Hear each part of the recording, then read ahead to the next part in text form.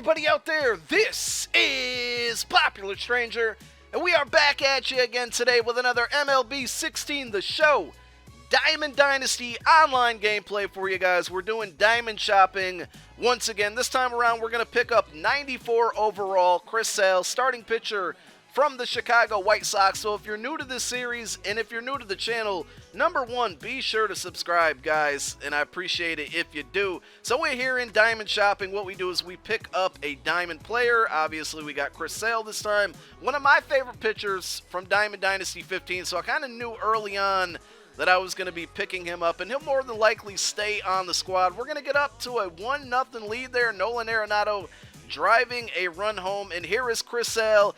He's not getting off to a good start. Justin Turner's going to knock one off of the Green Monster. A very, very good power hitter for really cheap, Justin Turner, that is. So if you guys are looking for a player like that, go check him out. So here's Chris Davis making me pay.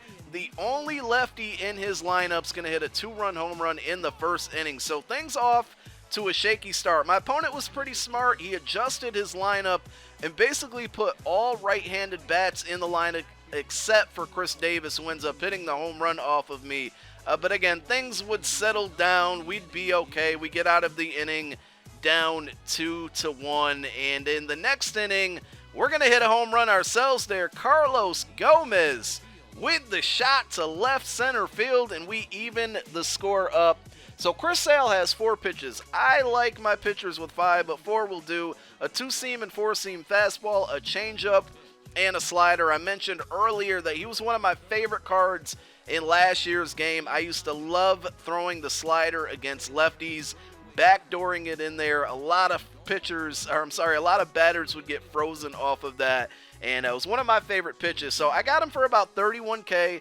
He kind of averages around 35 to 37K for buy it now as of right now. He's off to a really good start in real life. He's 4-0 with a 1.80 ERA, so he certainly could be a candidate for an upgrade coming up here on Monday. You know, it wouldn't shock me at all if he goes up maybe to a 95 overall, and I'm pretty sure that that would make his price go up. He'd kind of be around Zach Greinke's level, which I think is a little more expensive. So that's something to watch out for if you do decide on picking up this card. You know, keep in mind that come Monday, he could possibly get an upgrade and his price could increase. But I think for right now, you know, really good value for what he's going for. So there's Albert Pujols hitting a home run. It seemed like every other inning we were hitting home runs here. We had Gomez hitting one, Pujols hitting one. Now we're back pitching again. So my opponent was really, really good at locating the baseball. I was trying to throw fastballs. His speed tops off, I think, around like a 96, 97 sometimes.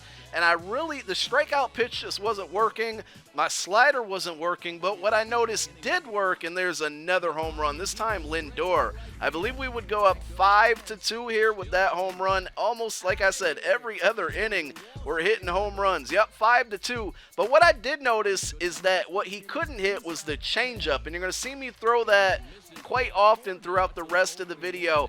When he was hitting it, he was either getting under it very, very, you know, was going out. You can see a long fly to center, or I was getting a lot of ground outs. And with Nolan Arenado back there on third base, you know, it's obviously a great defender to have, but the changeup was working the best for me. I really wasn't able to throw the slider as much as I wanted to. Again, he put a ton of left-handed batters in there and only had, ton of right-handed batters in there and only the one lefty. So I wasn't really able to do what I wanted to do, but we eventually settled down. You guys saw we had a very, very rough first inning. But after that, we just kind of scattered around some base hits. You see he's going to get one there, but we're still making him swing and miss. I think we're in the 6th inning right now, 0-1. He's going to go up. Now we're in a little bit of trouble here. He's got runners on first and second. I believe we had 2 outs at this point, and there is the slider making him whiff. I think I threw a changeup here, and there is another ground out. So I found that if you kind of now I do pulse pitching. I don't know how most of you guys pitch in this game, but I think I'm more accurate with the pulse pitching, so that's why I do it.